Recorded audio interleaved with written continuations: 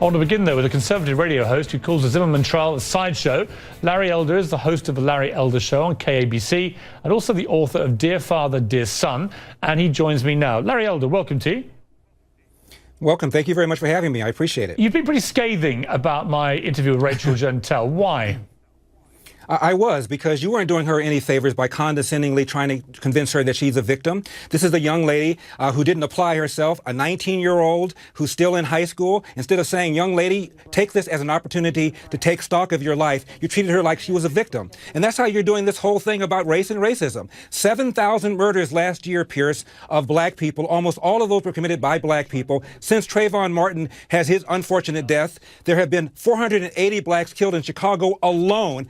75% of those crimes have been unsolved. Where are the cameras? Where are the shows? It's outrageous to act as if Black America should fear some non-black guy stalking some black kid at night. The likelihood of a black person being killed by a non-black person is extremely remote, which is why this became a big national issue in the first place, Piers. Right. It's perfectly possible, as we have shown on this show many times, to be just as exercised by what is happening in Chicago, which is an absolute national disgrace to America, frankly, in terms of the outlandish. But you're not, Piers. No, but I am. There's 7,000 murders last year. I don't think you watched my show, Larry. Wait a minute. I don't think you watched my show. Half of the murders in this country are committed by black people, even though black people are 12% of the population, which means 6% of the population is committing almost half the murders. And you throw out the old people and the young people, Piers, you're talking about 3% of the population committing almost 50% of the murders. Fine. This is the why point I was going to commonsensical people Larry, profile. if you just calm down for a moment, Larry, here's the point I was going to make. I'm quite calm. I'm just bothered by how you're handling all Larry, of this, making black let feel me as if speak, they're under Larry. siege. It's nonsense. It's nonsense. Larry, you're a liberal guy, bleeding heart liberal person. You think you're doing something for black people. You're not. You're making black people feel as if they're under siege. And it's not true. It's an outrage. Thank you, Larry. If I could just get a word in, that would be great. Sure. Here's my point. I completely agree with everything you're saying about Chicago. All right, let's just get that on the table. I've been saying this repeatedly on this show. It's a disgrace what's happening in Chicago, particularly with all these young black teenagers killing other young black teenagers. And the president and people down have to deal with it. But let's get back to the Zimmerman trial. Let's get back to my interview with Rachel Jeantel, because you tweeted some ridiculous things. You tweeted at one stage, would I like Rachel Jeantel to fly my plane?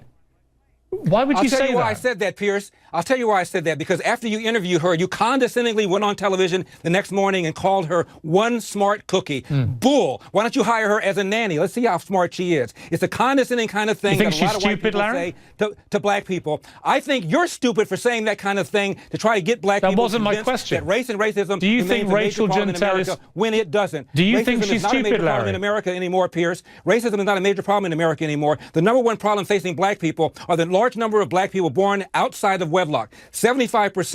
In 1960, 5% of all people in this country were born outside of wedlock. Fast forward, Piers, the number now is 43%. You look at that for crime, dropouts, all that kind of stuff is connected. The other big problem facing black America, Piers, is the economy. 1 in 2 black men does not have a job. And one of the heads of the Congressional Black Caucus once said, if a white person were in the White House, we'd be marching on the place because of the high unemployment. But we're talking about Trayvon Martin and George Zimmerman as if it's the number one problem facing black America. It isn't even remotely on the top 10 list. Okay, Larry, this isn't a sort of competition to see who can be the greatest filibuster in my show's history. I'm not trying to filibuster. I'm just trying to make some common sense. I'm not hearing on your show. Let me just get back to the question I asked you and see if you can actually answer the question. Do you think that Rachel Jeantel is stupid? I think that I would rather have a George Zimmerman living in my neighborhood, and maybe if George Zimmerman were living in my neighborhood, we'd have fewer Oreo Castros. I thought we wanted people to be proactive. I thought we wanted people to see something, say something. I know, I'm answering something different that ought to be answered. Could you just answer my question? George Zimmerman like he's some sort of criminal. He's not a criminal. He's George a guy Zimmerman who cares about his neighborhood. Shot dead an unarmed He's a guy who cares teenager. About his neighborhood. He's a neighborhood watch guy. Don't you want people who are proactive? And there was crime in that neighborhood, Piers. I live in South Central. There wasn't crime from Trayvon Martin in that neighborhood. The burglar bars are not on there because of George Zimmerman. They're on there because of the minority of thug in the community that's messing up everybody's image and reputation. This is why people profile. Instead of being angry at George Zimmerman, be angry at the minority of the thug who's committing these kinds of crimes. Okay, if I could jump in again. So just to clarify, though, Trayvon Martin wasn't committing crimes in that neighborhood, was he? It was an unfortunate incident. Two people had preconceived notions about each other. It never should have been happened. Doesn't make George Zimmerman a criminal. I used to work in the DA's office, Piers. I'm telling you, it was a dog case, a reasonable doubt case. Nobody I know would have filed the case. Yeah, well, we disagree, obviously, about that. I think it's completely wrong. Obviously. That George Zimmerman should get no punishment at all for killing an unarmed teenager. He's got serious punishment.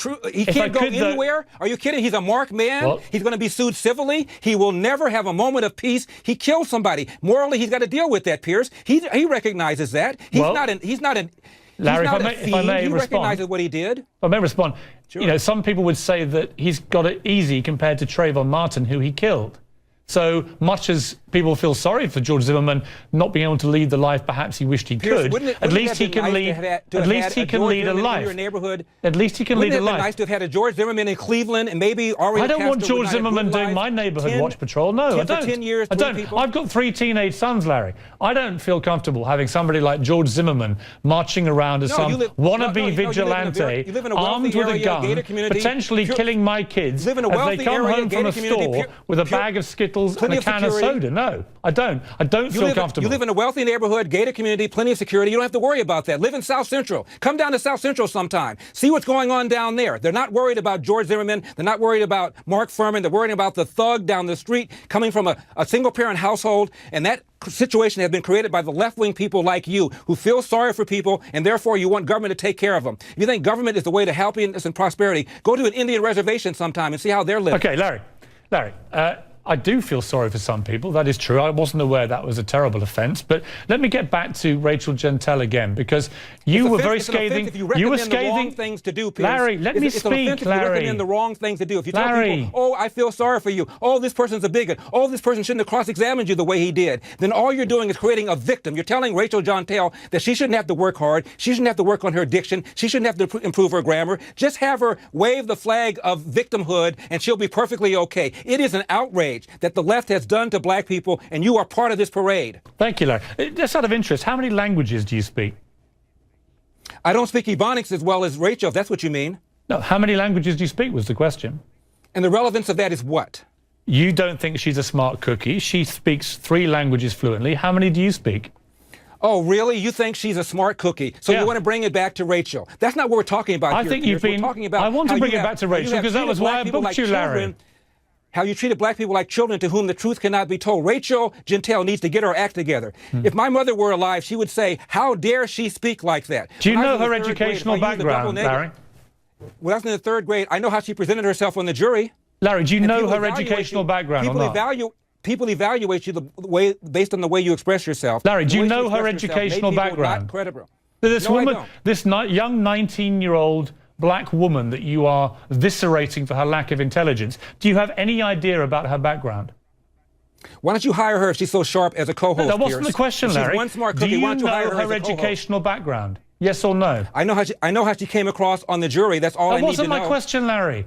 Do you know anything? Why are we even talking about this? Because actually, I think it's relevant. Let's talk about something. Let me enlighten you, Larry. I booked you to talk about Rachel Jeantel. Black America. Let's talk about whether or not white racism is a major problem for black America. It is not. You are implying that it is. It is not. As we speak, there's a guy in prison right now in Phoenix, a black guy in an SUV with his fiancée, killed a Hispanic who cut in front of him. He wasn't arrested right away. Had the Hispanic family not agitated, the guy may never have been arrested. Where are the cameras? Larry. But you have some white guy do something, or some non-white guy do something to a black person, we want to march on Washington. Larry, let me just... Piers. You ought to be ashamed of yourself. Larry, thank you.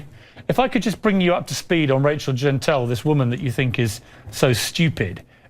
She actually suffered from... I didn't say stupid, you did. She actually suffered. We checked this with her lawyer today before I interviewed you, because this is why I booked you, of course, even though you're trying to pretend now this is the last thing you want to talk about. That is why I booked you.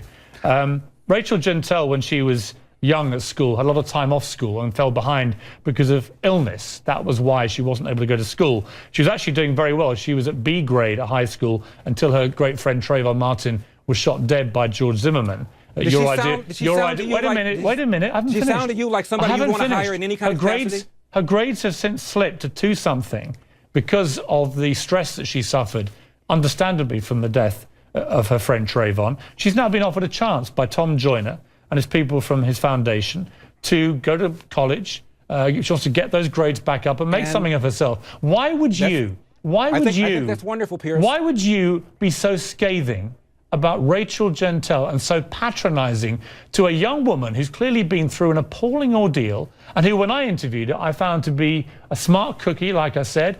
I found her to be fun and warm, engaging, street smart, and clearly from her educational background, nowhere near as stupid as you like to think she is.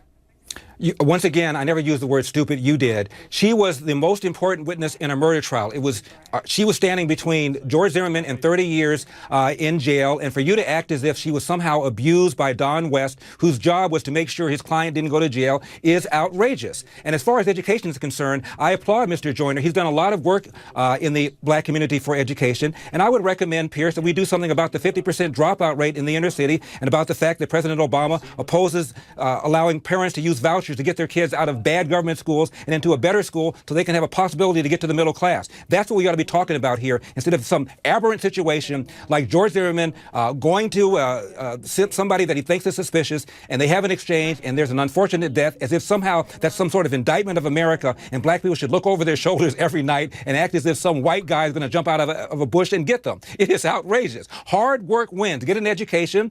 Don't pay attention to negative people, and stay focused, and you'll be okay in America. That's why most of the people in the world want to come here. That's why you want to come here, Piers. Thank you, Larry Elder.